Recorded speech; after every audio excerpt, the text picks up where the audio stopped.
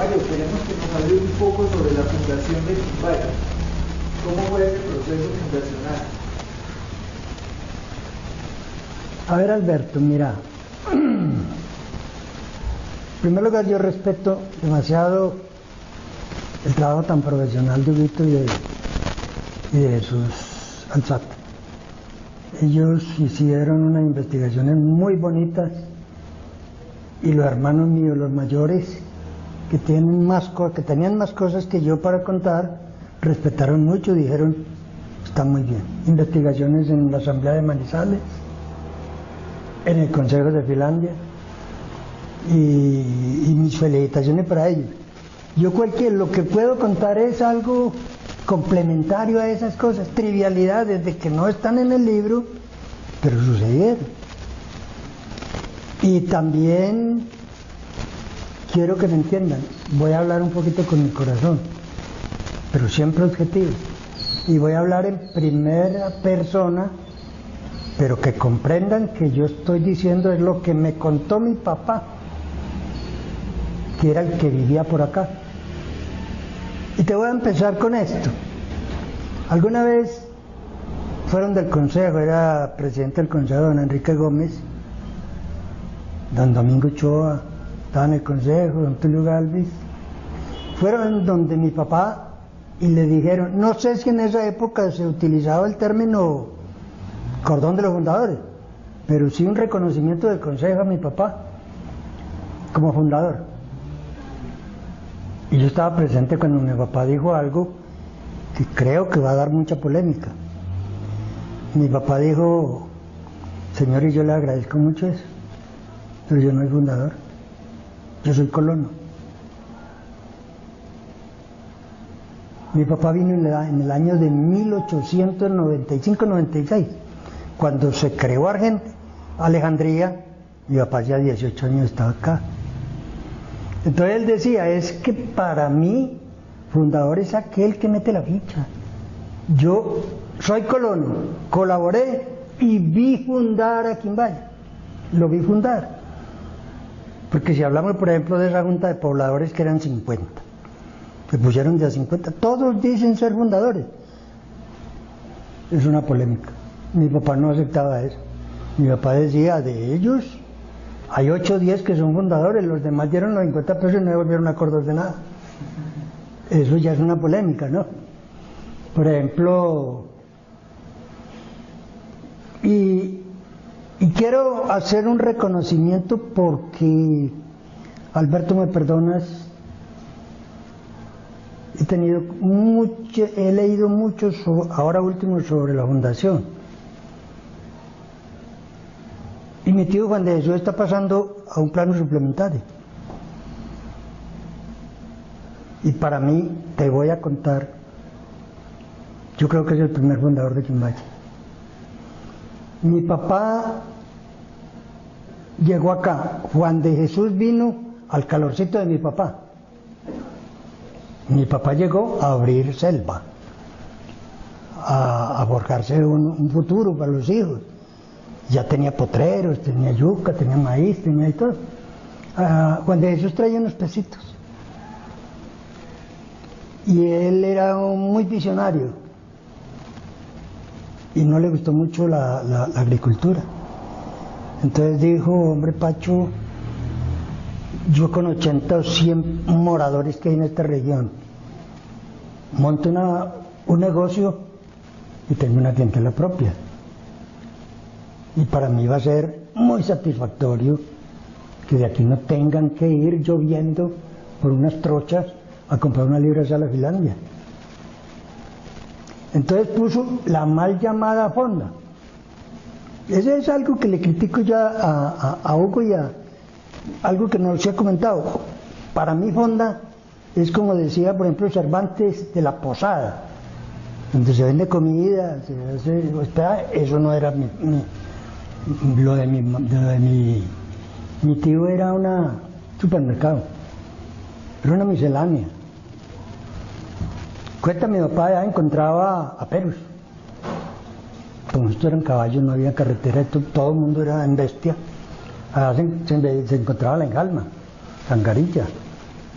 Se encontraba el machete, el serrucho, el hacha, la chuela, el quintal de alambre de púa. Se encontraba esta medicina, se encontraba el mejoral, se encontraba la jeringa. Se encontraba lo que él creía que era totalmente útil para el buen desempeño en una región, para que no tuvieran que ir hasta allá. Vendía carne de cerdo. Tenía un terreno de casi una cuadra que lo utilizaba para que cuando llegaban el domingo, porque el mercado era el domingo, y entonces el supermercado de mi tío se llenaba de estos moradores. Y tenía un terreno para que ellos amarraran sus caballos y con sus canoas para que le picaran la caña. Les vendía miel de purga. Y entonces yo digo que si no hubiese sido por esa, digámosle fonda, la fundación de Quimera había sido imposible, porque de casa a casa había terreno grande y por trochas. En cambio, el negocio de mi tío, ahí era un sitio obligado, ahí tenían que llegar el domingo a mercar. Segundo, no había el problema de que qué le vamos a dar a la visita ni nada, porque ellos llegaban a mercar, compraban en el mercado, cargaban el caballo y enseguida don Ignacio Gutiérrez, que lo han tenido muy abandonado, extraordinario, mi papá lo analizaba como uno de los principales, llevaba la guitarra y los trabajadores le tocaban tiple, lo que llama surrunguear. Yo no sé si ese título lo han oído usted alguna vez. Sí, claro. El tiringui, no pasan de ahí, pero don Ignacio era un buen puntero y al son de eso venía el aguardientico, aguardiente vaya, aguardiente viene. Entonces no había que hacerles un almuerzo ni nada, llegaban lo que en esa época se llamaban las cantarilleras. No sé si conocen el título, las que pegaban gallardetes, hacían una gallina sudada, la rifaban y todo el mundo la compraba porque ya había hambre. Había veces que hacían un remate de gallinas, de un cerdo, para financiar lo que se necesitaba. Entonces, don Ricardo Echeverri, excelente tipo. Excelente. Un tipo ya con prestigio inclusive en Manizales. Y un visionario. Imagínate que, por ejemplo, el café era algo incipiente. La finca que más tenía una cuadra en café. Y era más fácil cultivarlo que venderlo. Porque para comprarlo tenían que esperar precios de Estados Unidos. Porque los altibajos eran impresionantes. A peso la arroba y después a 1.20 y después a 70. Entonces, don Ricardo Echeverri fue el que se puso a comprar café y montó una trilladora. En ese momento ya se había hecho el trazo del municipio y digamos que ya estaban las primeras calles de... Ahí empieza, en la fonda de Juan de Jesús, tal vez... Más que todo por lo que ya habían parcelas. Ya habían 80 o 100 personas, estaban allí los Pareja, estaba don Ignacio, estaba Mateo Bernal, estaba don Ricardo, estaban, pues... Entonces, sí ellos hablaban de que si se creaba un municipio, esas parcelas iban a coger un valor importante. Unos por el ánimo, Juan de Jesús era loco, es por hacer un pueblo. Don Ignacio Gutiérrez también. Ignacio Gutiérrez estuvo en el Río de la Vieja y en el Río de la Vieja estuvo en la calle. Don Ignacio tuvo tierra en la Soledad y en la Soledad, en la esquina donde está, ahí encuentra usted las esquinas, las casitas, y tuvo tierra en Pueblo Rico y en Pueblo Rico hay un pueblito, y otros por el afán pues de no tener que ir hasta allá, hasta Finlandia. Entonces se llega a eso, a conseguirse unos recursos y citan a la fonda a las gentes dueños de parcela, no el trabajador, sino el dueño de parcela, y les ponen una cuota. Eso se llama la Junta Pobladora, que es así, está en el libro que eran 50 tipos más o menos. Creo que eran 50 pesos la cuota. Ahí puedo equivocarme porque yo ya no tengo, pero creo que mi papá me hablaban como de 50 pesos. Y con esa plata empieza el trazado de Quimbaya. ¿Sabe cómo fue el trazo? Les cuentan aquí que había un ingeniero que se llamaba el doctor Barón, que trabajaba más o menos gratis, no, barato, estaba en Circasia. Mandan a don Sandalio Echeverri por él. Y pues le parece raro, ¿cómo que lo mandan por él? Es que esto eran trochas. Entonces don Sandalio tuvo que llevar los caballos y a montar a Barón y decirle por dónde quedaba Quimbaya. Y viene el doctor Barón, hay ya un empresito para pagarle, y dice, vamos a hacer ahora sí el municipio. ¿Qué hay que hacer? ¿A dónde está el terreno? ¿Cuál es el terreno? ¿Para qué? Hablan con don Jesús María Campo, con don José Ocampo, perdón, puede que me equivoqué, el señor Ocampo, que era el dueño de estos terrenos.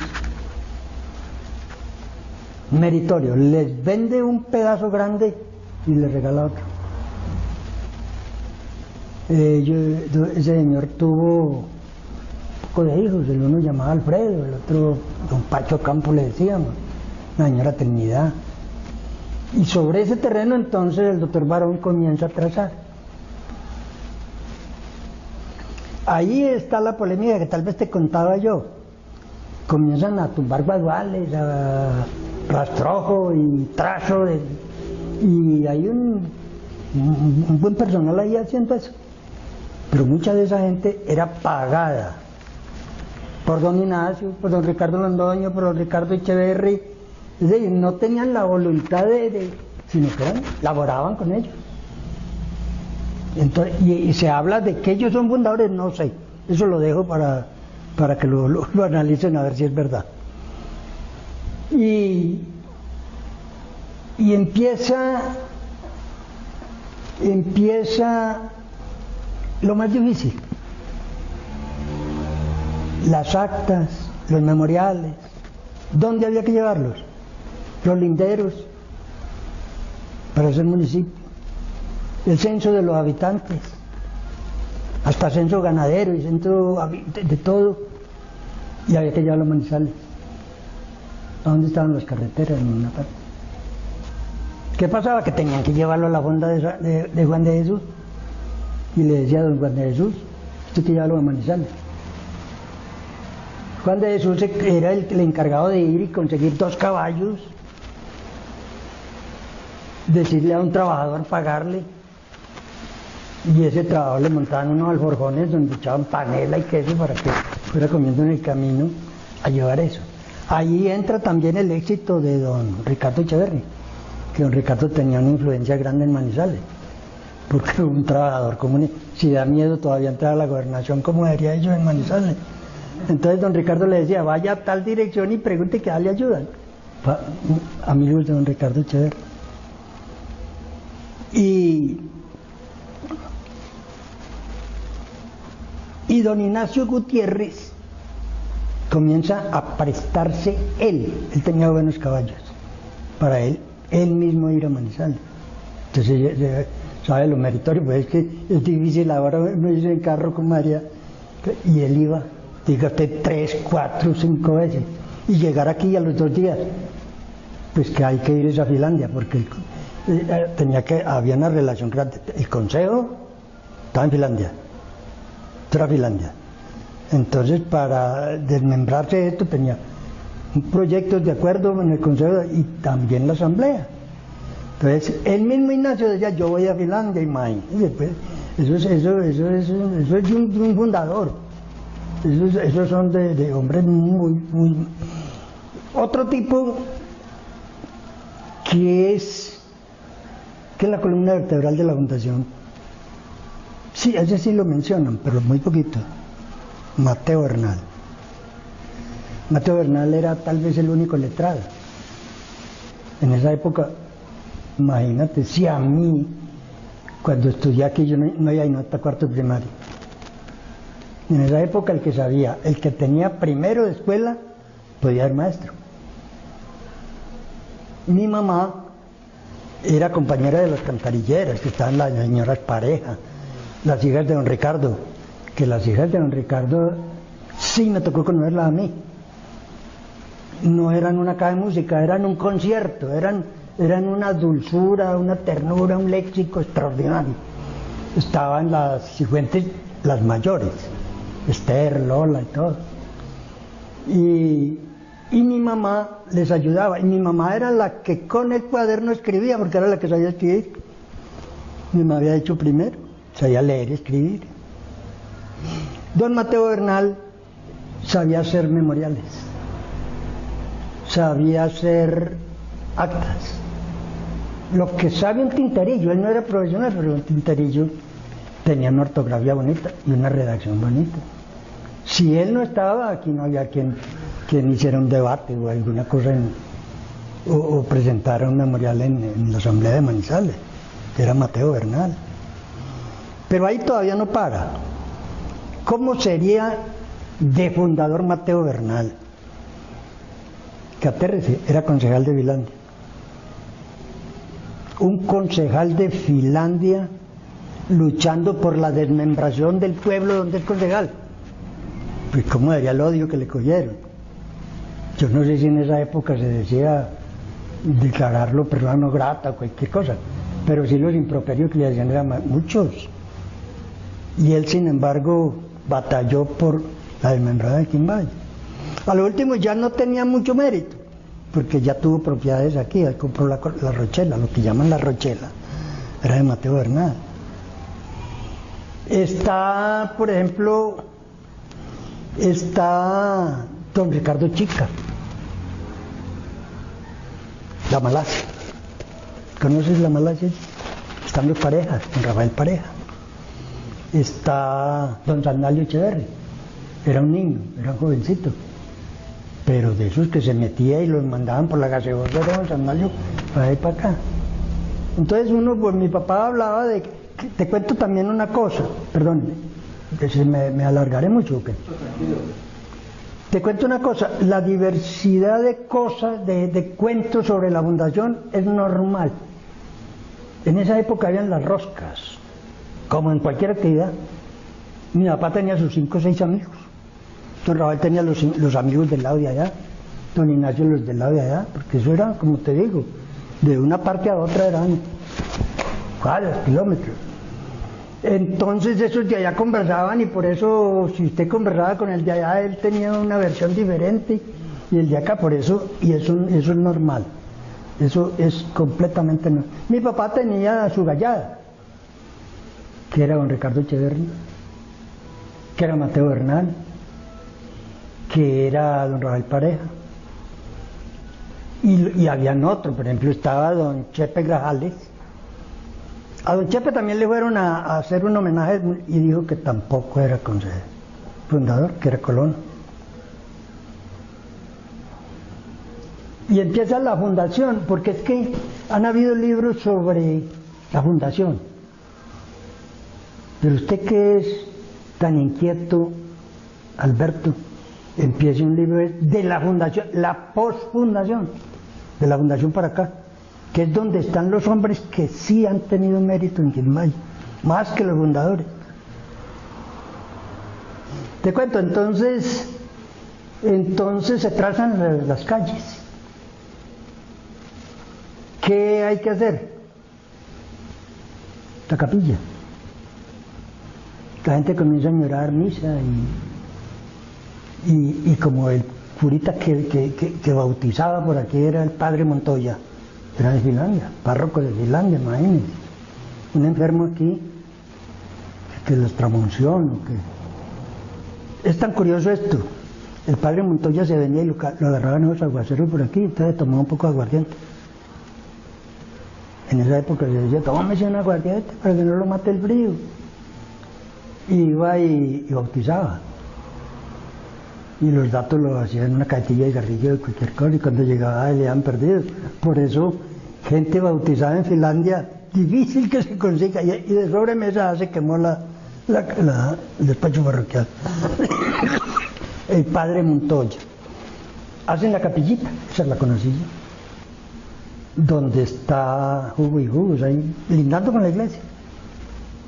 Cuando llovía no había forma de subir allá barranco, no había ni siquiera peldaños ni nada, es por un barranquito. Ya pues sería contarte ya después cuando llega el padre Luis, me parece que el padre Luis Buitrago, anticipándole, no es nada de la familia de nosotros, pero yo creo que es el personaje más grande que ha dado Quimbaya en toda su historia. Ese es el personaje inolvidable, el que hizo Quimbaya. Te contaba yo que cuando llega la ordenanza de que Quimbaya es municipio, no hay presupuesto. Finlandia lo había gastado. Entonces tienen que decir que el consejo honoris, que el personero honoris, que la policía honoris. Hasta enero que ya tuviera presupuesto propio. Hubo muchos problemas por los linderos.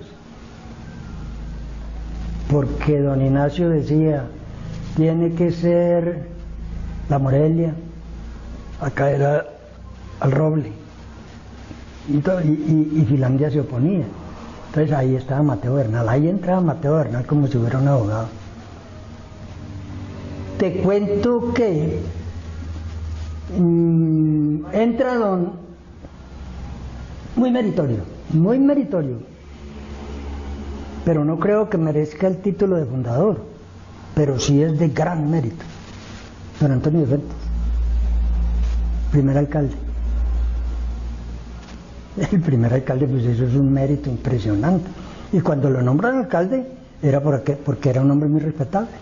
Yo a don Antonio lo conocí, era un hombre muy respetable, de unos bigotes grandes y a toda hora era enroscándose.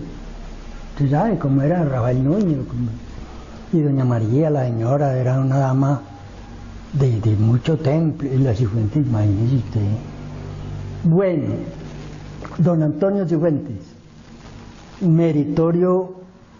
De ahí para acá vienen una cantidad de gente que dice, yo fui inspector, yo fui fulano, yo conocí la fundación de Quimbaya, pero ya después de que es municipio, yo creo que para acá es mejor no hablar, porque entonces ustedes quieren Alberto, usted quiere más o menos que le hable algo de la fundación, no de la fundación para acá.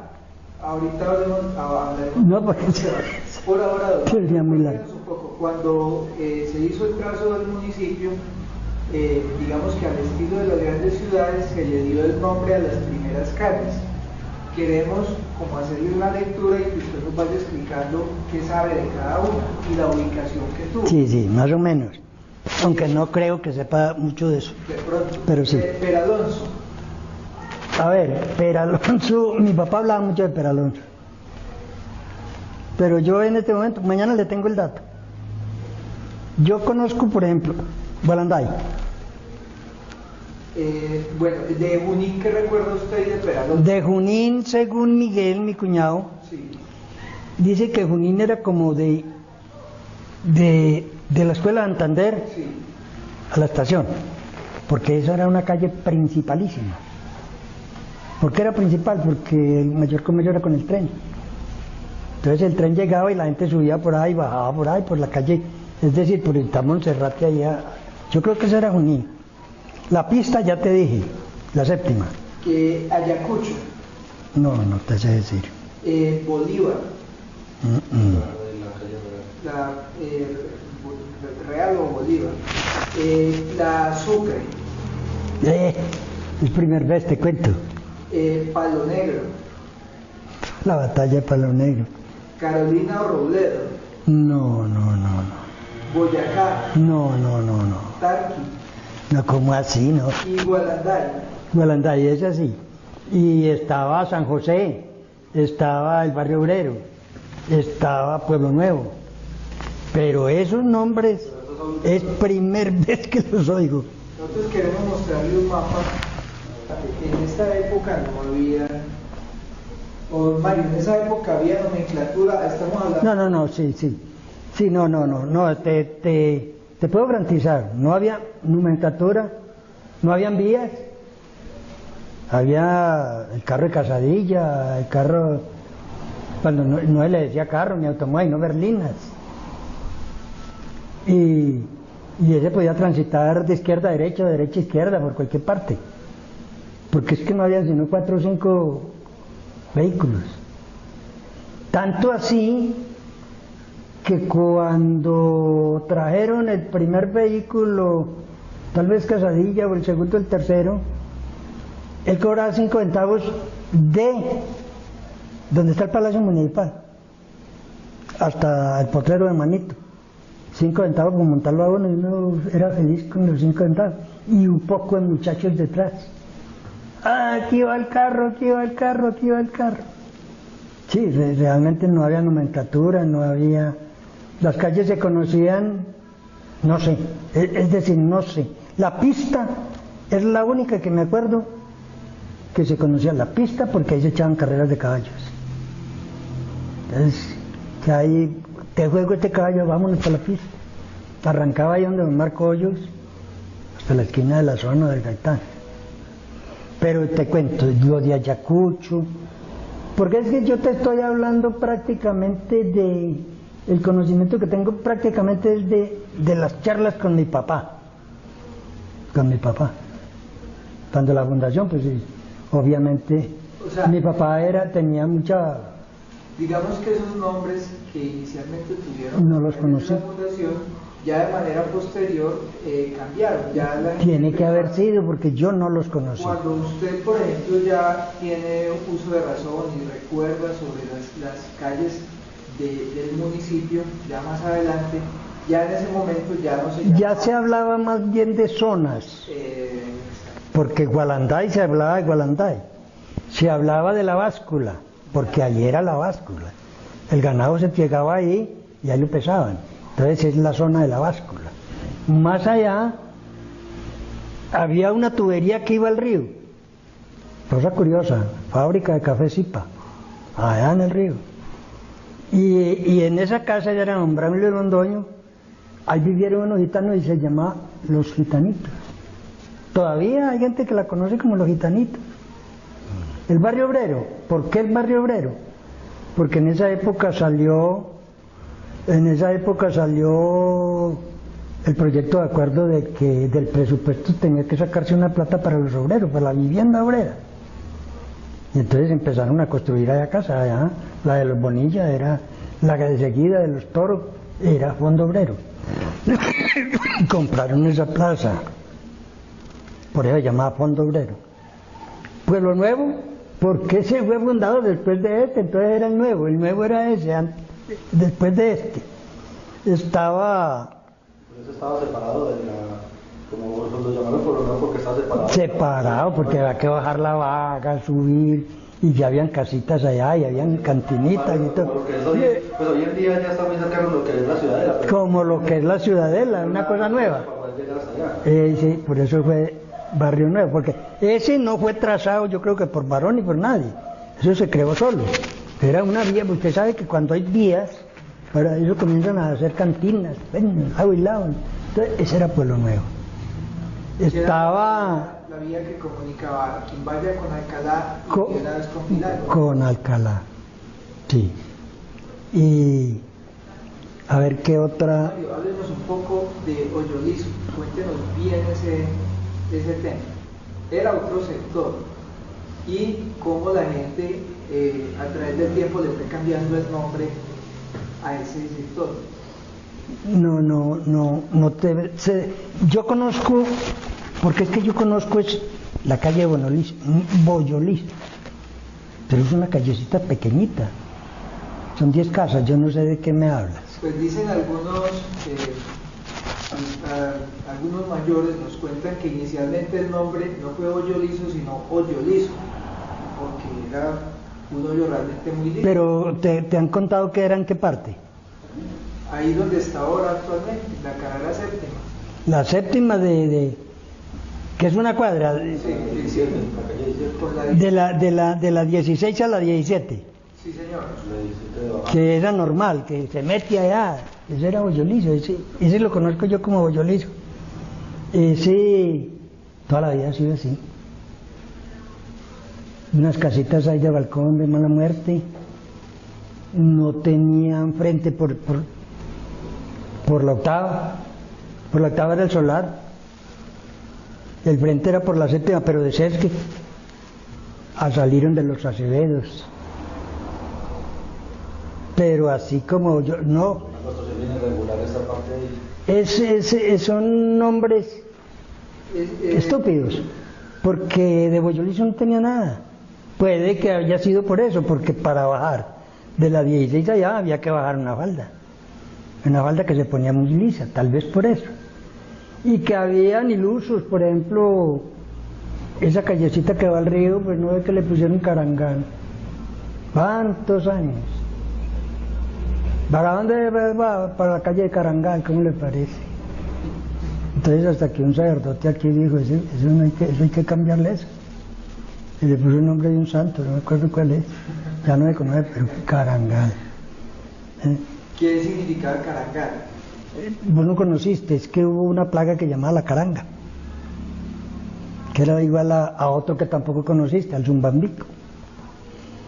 Usted ha oído ese dicho que van a aterrizar, este es zumbambico. Zumbambico era un animalito que le caminaba a usted y usted no lo veía.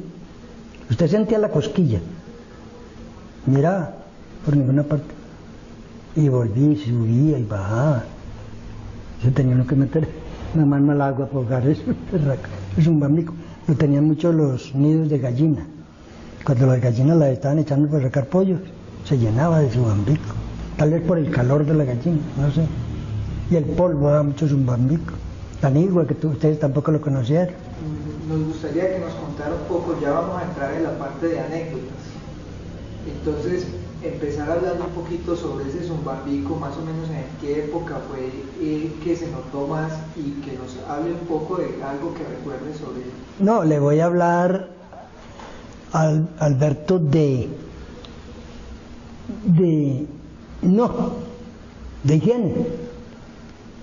higiene.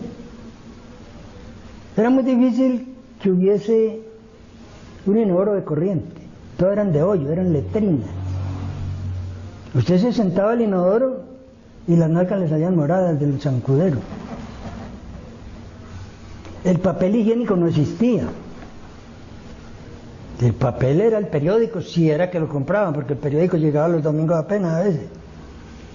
Entonces, allá, en un alambrito, ensartaban cuadernos o papel en que envolvían la parva. Y cuando usted salía con hojas de café o hasta de pringamosa, tenía que limpiar papel higiénico por ninguna parte. En la escuela. Estamos hablando de más o menos de qué año con el tema del papel higiénico. Yo te estoy hablando del 42, 43, 44. No había radio. Sí había radio, no había transistores, es lo que te digo. Radio sí había, pero escasísimo, porque como la energía aquí era tan escasa. El que tenía un radio era un rico. Estaba el famoso radio Philips de tubos. Lo conectado usted se tenía que estar aquí 10 minutos mientras calentaba. Mientras que calentaba. Un poquito más de eso, exacto. Sí. ¿Y qué programas escuchaban en esa época? ¿Qué programas radiales? Mucha música y habían ya novelas. Novelas, exacto. Habían dos novelas que eran las que tumbaron bolo en esa época. La señorita, El derecho de nacer. El derecho de nacer.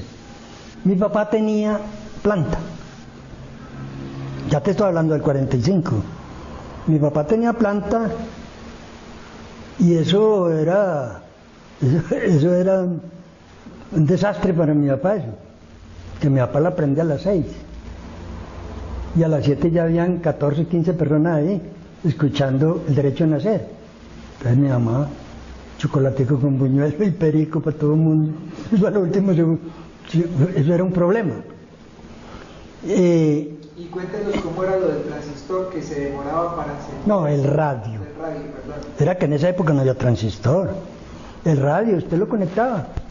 Y espere, porque eso era de tubos. Y era la primera marca que vino fue la Philips. Era de tubos y tenían esos tubos que calentar. Se demoraban 5 o 10 minutos recalentar. Y ya se oían noticias. Y estaba el reportereso. Que eran las noticias. El reportereso. Ya sabía uno que eran las noticias. cuando hablaban se turbó el orden público. Es lo que es estado de sitio después y todo eso. Había problemas de escala nacional. Y eso todo sí había en el radio. Lo que pasa era que era muy incipiente la cosa. Radio de vez y la prensa llegaba los domingos. Bueno, pero te cuento esto. Uno llegaba a la escuela, el director de la escuela de Santander, ya no está cuarto, de primaria, de elemental. El director se llamaba Temístocles Rosero, era un señor pastuso, inmensamente disciplinado y bella persona. Tengo una anécdota de Temístocles Rosero. Alguna vez me preguntaron, Mario, ¿vos has leído mucho en selecciones Mi personaje inolvidable? Le dije, pues claro. ¿Cuál es el personaje inolvidable tuyo? Le dije, Temístocles Rosero. En esa época el maestro para una clase primero daba la conferencia, 30 minutos, y luego decía, saquen el cuaderno y escriban. Con Temístocles Rosero no había que escribir, uno hacía mamarracha o cualquier cosa porque con la clase tenía, porque lo primero que decía, que se oiga el zumbar de una mosca, me acuerdo eso, silencio.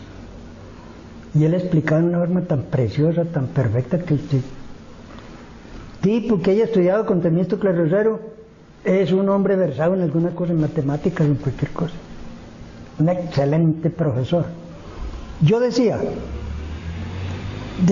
hombre, don Temístocles, lástima no haber estudiado. Siempre dando primero de primaria. Yo pasaba segundo y él en primero de primaria. Tercero, dije, hombre, qué bueno que don Temístocles hubiera estudiado. Resulta que cuando yo pasé, que ya hubo colegio, cuando yo pasé, el colegio estaba donde está la Casa de la Cultura. Había unos motores, ahí hubo quinto, con don Ignacio Vallejo, y primero de bachillerato. Yo pasé a primero de bachillerato. El rector era un señor, no, más tarde te digo, era un señor muy cachaco, muy elegante, y algún día se enfermó. Estaba inglés. Se enfermó cuando la aterraba en nosotros. Va entrando don Temístocles hablando en inglés. Y yo recuerdo, yo nunca aprendí inglés. Nunca, no me gustó eso. Pero sí se me grabó una frase porque él, me trago, pone atención a tu dibujo. Ponga atención a su libro, porque yo no le ponía eso. Temístocles Rosero. Luego, dando álgebra. En tercero, o sea que era un profesional. Y te digo que mi personaje inolvidable, porque alguna vez le preguntaron al presidente Gaviria en Pereira, ¿tu personaje inolvidable? Yo, mi personaje inolvidable, Temístocles Rosero. Me impresionó eso. Gaviria estudió, de aquí se fue Temístocles para Pereira, y Gaviria estudió con él en Pereira. ¿Cómo sería el personaje de Temístocles Rosero? Era un hombre vertical, misa. Él era maestro en la calle. Usted iba cuando don Temístocles, Mario, venga, y entonces uno acudía y él saque las manos del bolsillo. La frente siempre está bien, con la frente en alto, cómodo, con la camisa por fuera, en la calle, en cualquier parte. Le corregía una palabra, así estuviera en un bar. Era un maestro, era un papá para uno. Pero entonces te cuento que allá llegaba uno a las 8 de la mañana y le hacían, lo formaban. El piojo era impresionante. Había muchachos con piojo en las cejas. La nigua, todo el mundo era jarretón, no tenían zapatos. Cuéntenos un poquito de las niguas. Sí, no habían zapatos. Te voy a contar una anécdota, voy a combinar algo, una anécdota bien curiosa. Algún día estaba Domingo Ochoa con mi papá viendo un desfile de 20 de julio. Y yo llevaba la bandera. Entonces mi papá le dijo a Domingo Ochoa, le dijo, cierto Domingo, que mi muchacho debe ser, que es muy buen estudiante cuando lo ponen a llevar la bandera. Y le dijo a Domingo, tan bobo me pacho, ¿no ves que es el único que lleva zapatos? Qué tristeza le dio a mi papá. Sí, todo el mundo era con jarrete, con niguas. La nigua se le comían las uñas. El tipo que tenga hoy en día, de 60 años en adelante, le faltan 2 o 3 uñas. Si usted le pregunta a su papá, yo estoy seguro que le falta 1 o 2 uñas. O tiene un castero ahí que le nacen así todas. Sí, por la nigua. Estaba el carranchil. Pero la nigua cuenta que lo más agradable... A rascar, sí. Uno rompía el colchón rascando. Por eso era que tan peligrosa, porque era agradable rascar y entonces la dejaba uno crecer. Y cuando ya se volvía postema, una nigua llegaba, podía tener el tamaño de una uva pequeña. Sáquela pues de ahí, entonces quedaba el roto. Y muchas veces infectaba. Y uña para la porra. La nigua era... Estaba el piojo, estaba el chinche. Alguien le dice la chinche, yo digo el chinche. El chinche, ¿o lo conocieron? Sí. Eso era aterrador, las camas, los tableros, todo eso. Usted levantaba el colchón y después vino uno que llamaba garrapata, era más grande todavía. En toda casa había chinche, porque como era bareque, casas de material era muy difícil. Entonces el chinche se metía por las rendijas de la esterilla y ahí no lo conseguía nadie. El chinche, una plaga espantosa. Estaba, por ejemplo, el carranchil, te cuento, era una erupción que le salía en el cuerpo y picaba. Eso era lamentable. Solo había un remedio que llamaban otoba, una pomada, pero olía desastroso. Y entonces uno llegaba y se le arrimaban 2, 3, este tiene carranchil, peor que la sarna.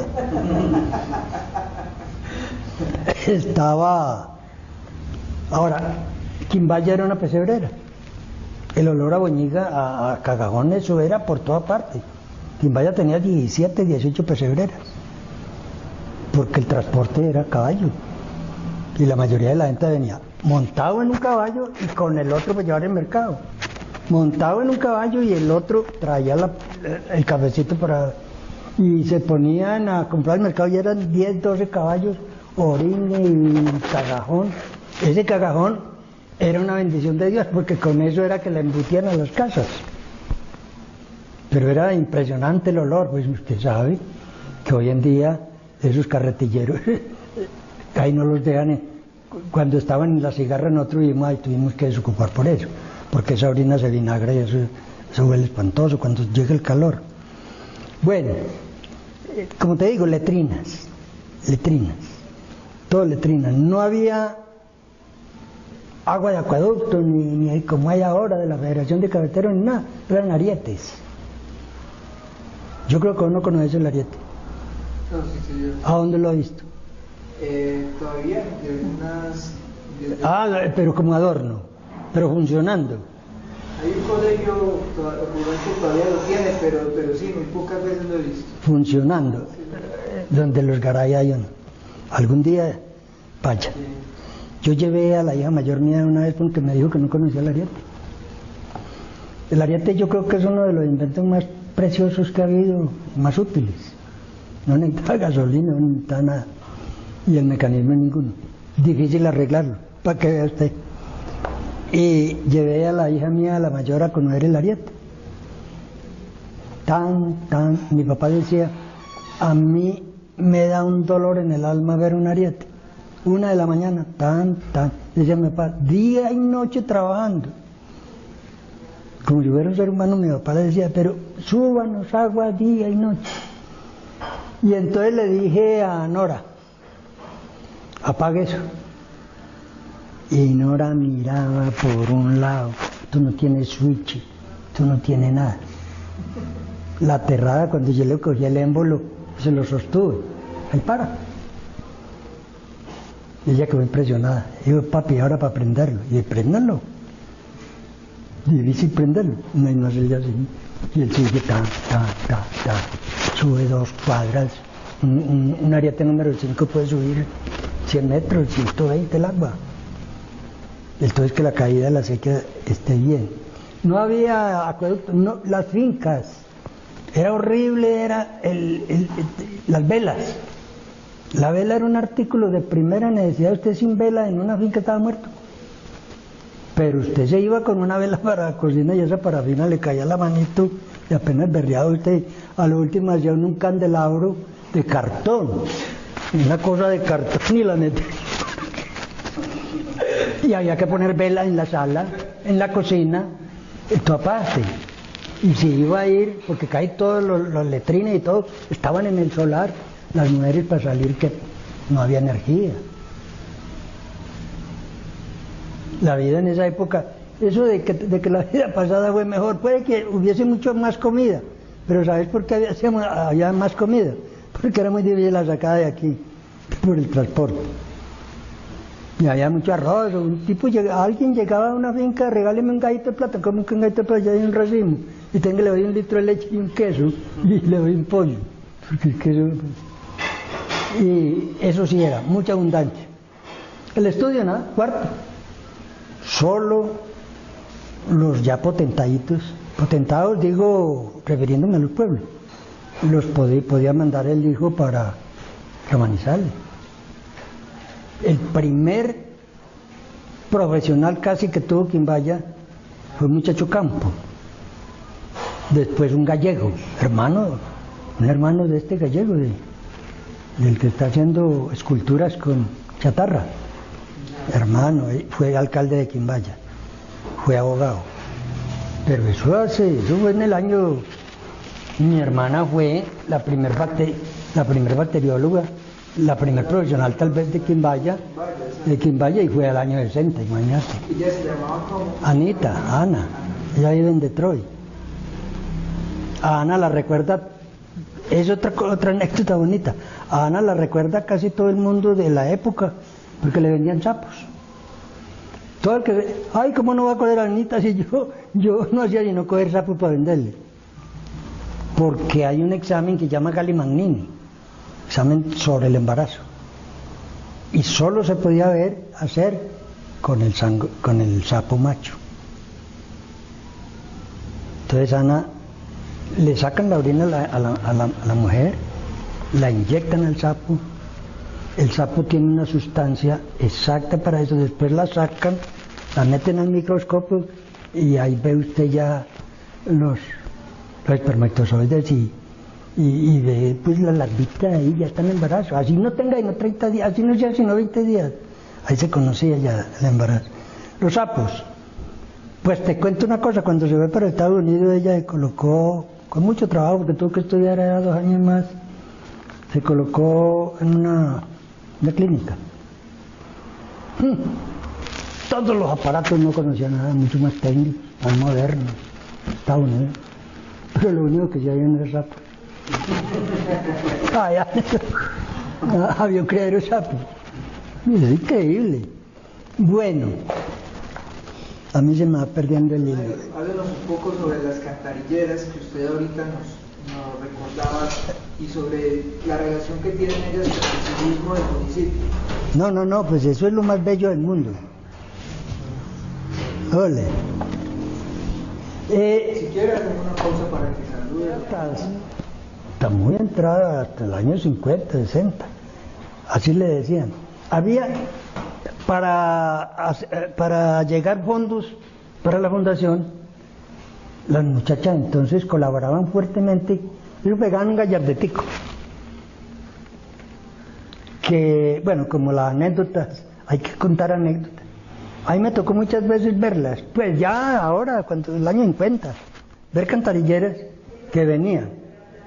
Y como ellas no preguntaban nada, y no, permiso, saca el gallardetico, y yo me tenía que abrir a correr porque no tenía con qué pagar los 20 pesos, los 20 centavos. A veces, porque a uno le daba vergüenza eso. Llegaban a veces y cogían, estaba uno por ahí con un lazo, encerrado, está en el coso, coso es en la cárcel de los animales. Y había que pagar ahí 50 centavos, pesos para poder salir de ahí, pero era una cosa cívica. Estaba la pesca milagrosa, hermoso, quisiera volver a verla. Esa fue en la fonda de mi tío. Allá hubo pesca, ellas hacían pesca milagrosa, se encerraban en una pieza y por el techo el tipo pagaba no sé cuánto, pero cuando te hablo de dinero, perdóname que no sé, a lo mejor 5 centavos o algo así, y cogía la pesca, la vara de la pesca, la tiraba por encima y a las muchachas allá le pegaban alguna cosa, ¿ves? Una banana. Entonces llegaba el otro, un muñequito, pero de vez en cuando y sacaban una camisa. Es decir, era bonito. La famosa pesca milagrosa. Habían remates, habían bailes que remataban. Las muchachas pareja. Estaba lo que te digo, las hijas de don Ricardo Echeverría, extraordinarias mujeres. Las muchachas mayores de don Antonio Cifuentes. Ellas llegaban, por ejemplo, a las 2 de la tarde a la fonda. Y llegaban esa gente tomando aguardiente. Y las 2 o 3 de la tarde, y llegaban con una gallina arreglada de maíz para arribarla. ¿Quién no compraba? Entonces llegaban fondos en esa forma. Pero eso fue hasta lo último, hasta de 50 años. Usted salía a la calle y veía Cantarillera, La Cifuentes, Nelcy Orozco, todas las muchachas, a beneficio de la iglesia, a beneficio de una cosa y de otra. Le cuento una cosa, porque se me puede olvidar. Yo tengo que hacer un reconocimiento a mi tío, con el perdón de ustedes. Hasta el año 50 y pico, usted llegaba al consejo. El consejo era encima de donde está la biblioteca. Parece que hasta hace poquito si lo conoció usted ahí. Ese salón grande encima de la biblioteca, ahí era el consejo. Usted entraba al consejo y un mezanini, 3 escritorios, presidente, vicepresidente y secretario, y al fondo, a mano derecha, el retrato de Bolívar, a la mano izquierda el retrato de Santander, y en el centro el retrato de Juan de Jesús Buitrago, reconocido por las familias más raizales de Quimbaya como el más, por los Valencias, por los Arcila, por los Chica, por los Peláez, aceptaban esa cosa de que él era meritorio que estuviera ahí. Algún día se perdió. Lo votaron, la civilización comienza a adelantar, ya comienzan intereses, que por qué, que mi familia también, que todo, hasta llegar, diga usted, perdón, esto no quiero, ¿cómo hiciera para que no quede? Las retretas. Eso era fundamental en Quimbaya. Porque ahí hay que complementar una cosa. El padre Luis tenía una banda de música extraordinaria y era de la iglesia. Había el señor Riasco, un trompetista tan extraordinario que parece que la trompa le salía pedazos donde le ponía la trompeta. Una trompeta.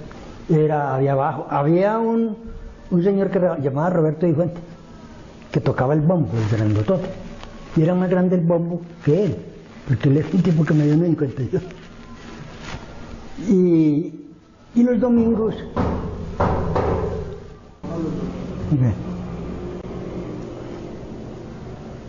a las 7 de la noche se hacía la banda ahí en todo el centro, ahí estaba el Monumento de Bolívar, y empezaba a tocar. Y usted con la novia a dar vuelta al parque.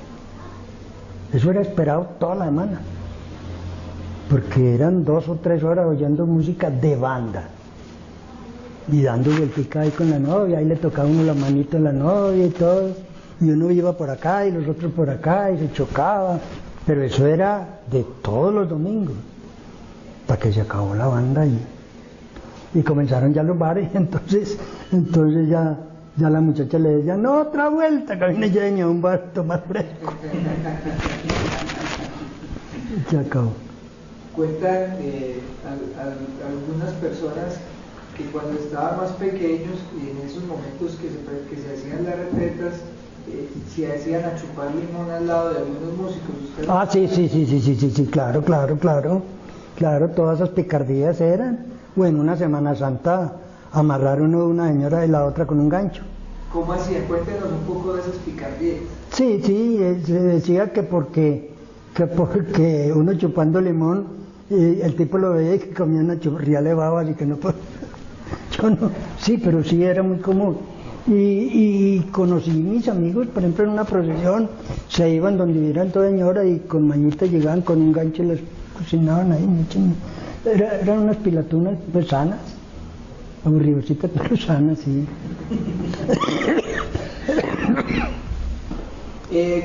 Don Mario, cuéntenos un poco, ¿usted recuerda sobre el primer policía que hubo? Mi papá lo mencionaba mucho.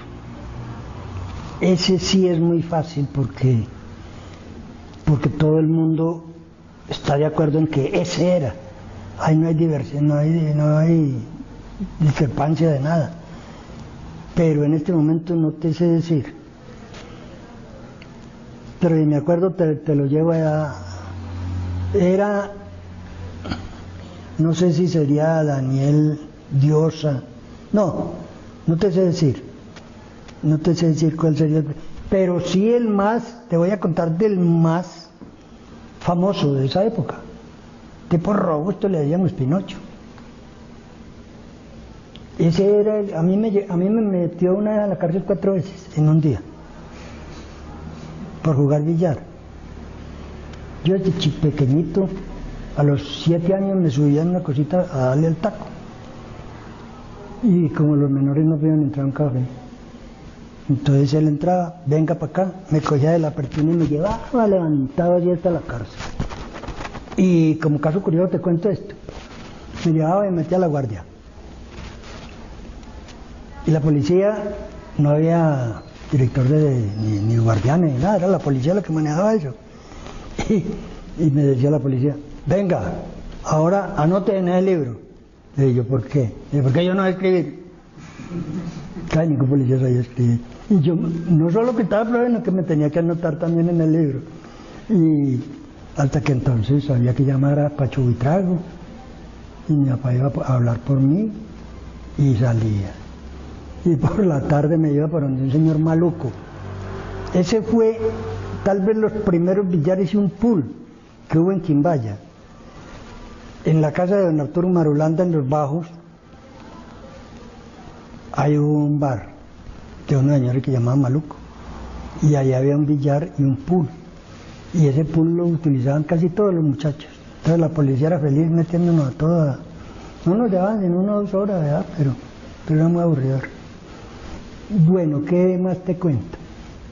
Ya Quimbaya empieza, digamos que con la llegada del cemento después de 1950 empieza a tener otro cambio. ¿Qué recuerda usted de esa evolución que ha ido teniendo Quimbaya hasta llegar ahora? No, pero con el perdón tuyo hay cosas que es bueno comentar. Cuando yo te dije que era más fácil cultivar el café que venderlo, fue porque empezó la cultura del café en el Quindío, y por toda parte comenzaron a sembrar cafecito arábigo. El arábigo es un café de primera. Lo que pasa es que caben muy poquitos palos en una cuadra, porque se siembra a 4 varas, mientras que el caturra se siembra a 1 vara, a 4 varas. Y mi papá, por ejemplo, llegó a coger café y tenerlo que dejar ahí 2 meses porque no había forma de venderlo, porque había que esperar que Estados Unidos diera precio. Y los compradores por sube, baja. Hoy en día no es así, porque los trilladoras y los exportadores venden el loto con anterioridad. Van a una trilladora de Estados Unidos y yo le voy a vender 5.000 arrobas de café, y allá le dicen listo, a tal precio. Entonces ellos se vienen embalados y compran.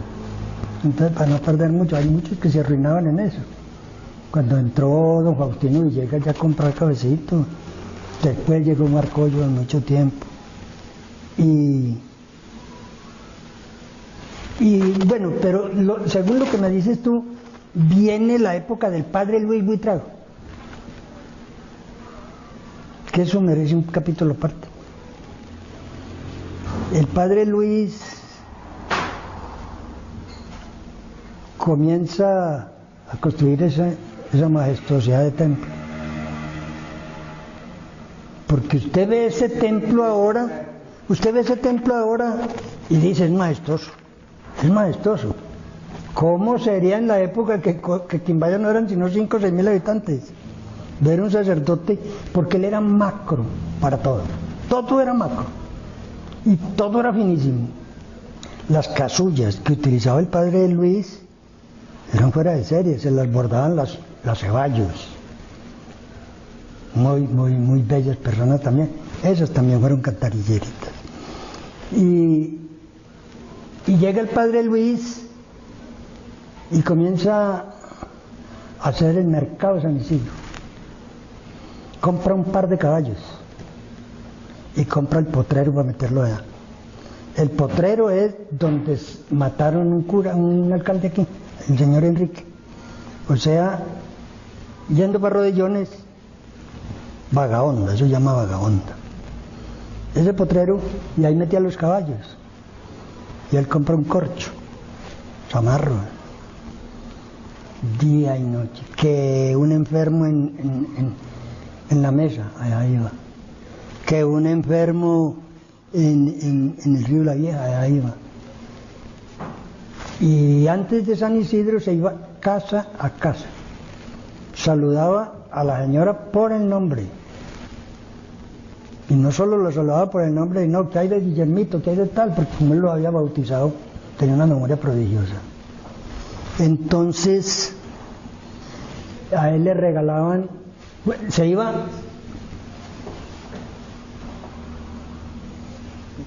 perdone que un día dije yo, comenzaron a darle limosna.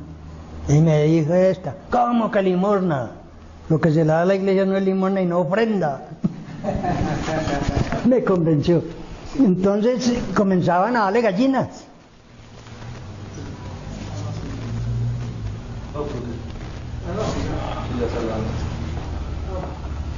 ¿Qué es esto? Ah, esto era lo que yo quería, sí. Oiga, entonces le daban gallinas, plátanos, le daban media roba de café, y él con un caballo atrás, y al otro día volvía y seguía.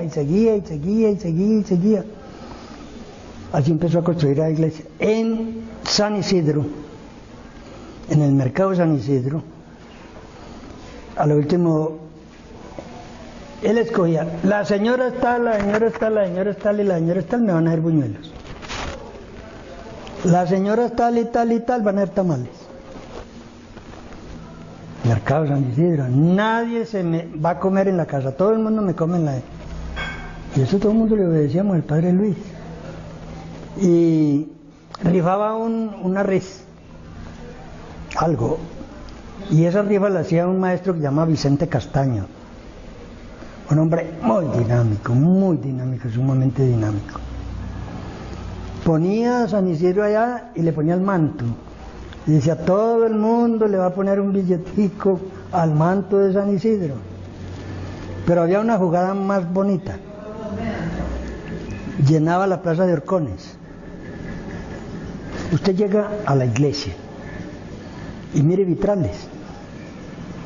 Usted tan pronto, usted no necesita preguntar quién eran las personas acomodadas de la época. Todo el que tenía un vitral era un acomodado. Los vitrales de la iglesia usted encuentra a todos los que tenían platica en esa época, no falta ninguno. Ahí están los Peláez, los Valencia, los Arcila, los chicos, de todo. Y entonces el padre Luis ponía horcones, y a esos horcones les ponía un nombre, fulano de tal. Hasta el punto de que una vez llega Guillermo, mi hermano, y va donde mi papá y le dice, papá, ¿cómo le parece que solo hay 2 horcones en la recesita? El suyo y un señor de la Rosa. Y me dijo, ¿usted por qué no me había dicho eso? Porque daba pena, era que era una obligación. Y entonces le dijo a Guillermo, mijo, vaya a coger una novillona y la lleva allá. Y Guillermo se fue a coger una novillona y cogió la más flaca y fea. Le dijo, papá, ya... Ay, mijo, a Dios se le regala lo mejor, cae y le pega. Pero esa era una jugada bonita. Todo el río llevaban una res. Una señora Ana era la que manejaba las gallinas. pero no cualquier cantidad, 500, 600 gallinas. Se vendían los camionados de plátano, de todo. Y él recogía. Y consiguió unos pesitos. Entonces empezó a construir y el adobe era muy caro. Y el transporte era muy caro. Entonces consiguió una finca en el río que le garantizaron que tenía barro preciso para hacer teja y para hacer adobe. La compró y se agarró a hacer ladrillo. Y enseguida compró 10 mulas y comenzó a cargar en mulas el adobe. Y iba donde don Temístocle Rosero y le decía: don Temístocle, ¿cuándo le toca a usted paseo? ¿Cuándo le va a dar paseo a los niños? Le voy a dar paseo el miércoles por la tarde. ¿Por qué no me hace un favor y me los presta el miércoles por la tarde y yo me los llevo a cargar piedra? Al río a cargar piedra. El balastro lo sacábamos nosotros y él se remangaba la tanta aquí. Y comienza esa media obra, hasta que a lo último los caballos no le dieron mucho margen y vio un camión, ya se podía ir, se varaba cada rato y el pantanero, pero se podía ir al río. Y le sacaron un cuento porque ese carro era de marca GMC. Y los enemigos del padre Luis le decían: harta gracia ese carro que compró, grande, malo y caro. Y ahí le daba raya. Ese carro lo guardaba en el centro de la iglesia, era el garaje, para no pagar parqueo. Allá adentro lo guardaba. El padre Luis comenzó a comprar las estatuas. Esas son obras de arte. Algún día ustedes tienen que ver qué es el Judas de Quimbaya. El Judas de Quimbaya es un Judas. ¿Qué es el resucitado? ¿Qué es? Mire, tenía los 12 apóstoles, le dijo al que le hacía los santos: a mí me hacen los santos, todos distintos, como diga la Biblia que eran, y del tamaño de un hombre. Y usted cuando iba a la procesión, usted sabía cuál era Marta, cuál era Magdalena, con el pelo largo. Usted sabía cuándo la Verónica, que tenía el rostro y cari delgadita. Usted sabía cuál era Juan, porque era un muchachito. Juan tenía 15 años, ese era el apóstol. Usted sabía cuál era Pedro, cabecipelado con unas llaves. A todos los conocía. Preciosos esos santos. Cuando le llamaban un santo chiquito, ¿cómo así? Si es que Mateo tenía 28 años y ahí está acabando de nacer, no, yo no lo necesito, ¿cómo era? Ese era el padre Luis. Cuando él se tuvo que ir, ya había hecho un contrato con Estados Unidos de un campanario que pesaba 50 toneladas. La torre de la iglesia la dañaron.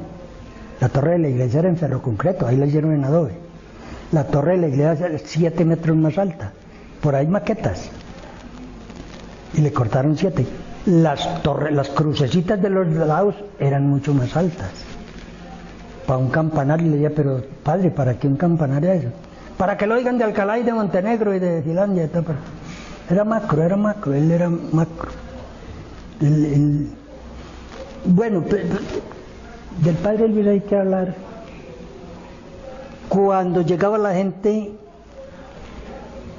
señoras sin zapatos, todas embarradas los pies.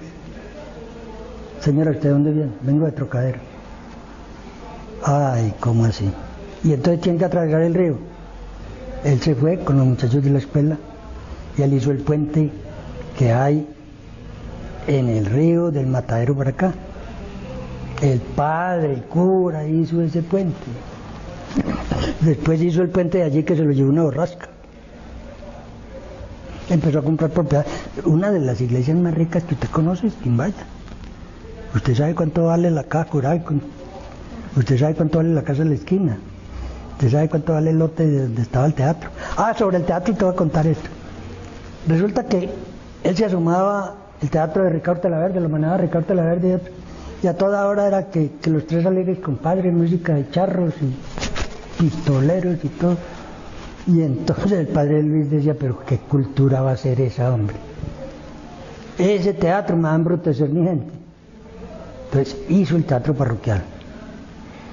Y comenzó a traer, lo primero fue Raíces, una preciosidad. Y entonces comenzó a traer películas de Walt Disney y de ópera. Y por eso se quebró. Porque la gente iba a ver Los Pistoleros cuando comenzaron que Verne de ópera, que yo no sé qué, decía que vamos a ir donde el cura con... Se quebró en el teatro. Se quebró, no, pues no pudo con él, porque él quería traer películas ilustrativas o documentales famosos. Mentira, la cultura era de rancheras y de esa. Luego él hizo unos cajones por el lado de al frente de donde está Granada, a todo el frente, enseguida de la iglesia, unos cajones, y le sueltó puerta. Ahí le parquearon cajón, que porque la gente del campo llegaba y no tenía dónde hacer sus necesidades, que siquiera tuviera una emergencia y se metiera ahí.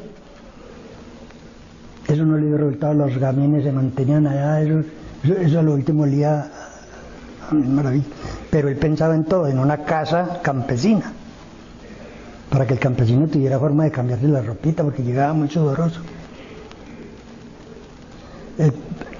No, del padre Luis hay mucho que hablar, del padre Luis, de don Temístocles, extraordinario. Y no, personajes de ahí para acá, cualquier cantidad y anécdotas. A ver, Alberto, que te cuento, pero qué lástima, ¿no? Don Ricardo Echeverry era dueño de Maracaibo, al frente de Apoquín, quedaba Maracaibo. Vivía con las muchachas y venían echando la carrilera, trabajo de carrilera, y ahí venía un señor que ahí está en ese libro, que era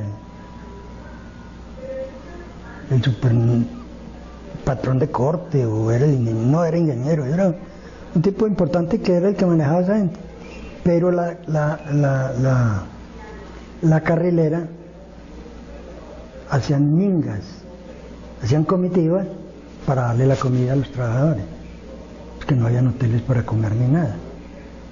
Entonces estas muchachas, hijas de don Ricardo, se prestaban mucho para eso, a él un sancocho y todo eso. Y algún día el tipo, viendo que don Ricardo compraba café, que era como que echado para adelante, le propuso, estaba don Ricardo mal de plata, y había emprendido otra empresa, no recuerdo ahora. Y entonces este señor le dijo, ¿por qué no hacemos una sociedad? Le encantó eso, sabía que era de porvenir, y le prestó una plata en una letra, se hicieron la sociedad. Don Ricardo se alcanzó, el tipo, ese fue el pago que le dio, le quitó todo, embargó y le quitó todo. Dicen que eso mató a don Ricardo. Don Ricardo no conoció la fundación de Quimbaya. La fundación sí, pero la vida como municipio no la conoció. Él murió en el año 21. Ahí está él. Es fácil cuando se habla de eso, ahí está el caballero que arruinó a don Ricardo. Don Mario, háblenos un poco sobre ese proceso de creación de la Biblioteca Pública Municipal Operación Papá. No, es lo más bello del mundo. Pero primero tomen un chocolate. Estamos cansados. Mami.